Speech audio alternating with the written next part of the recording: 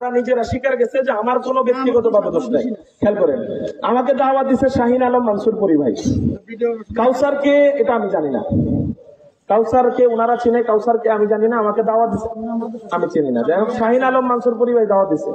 আচ্ছা, শাহিন আলম মানসুরপুরি ভাইকে আমি বলি নাই যে আমাকে কত দিবে। উনি নিজেই আমাকে বলছে, রেকর্ড আছে, 25,000 টাকা হুজুর আপনাকে দিবে গাড়ি ভাড়া বাবদ। যাই হোক, আমি বলি নাই, আমি বললে চুক্তি হইতো। উনি নিজেই বলছে।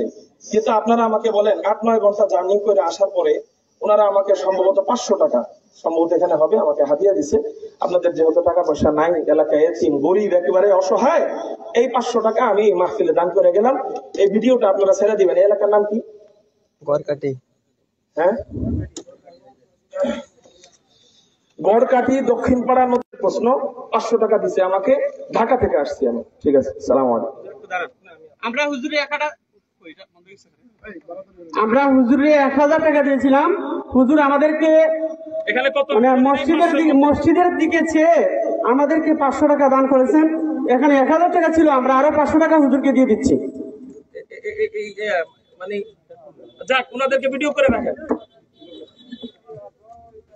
500 না 1000 আমি জানি না, বলি নাই, আমার মনে হয়েছে আসেন আসেন আসেন আসেন, আপনারাই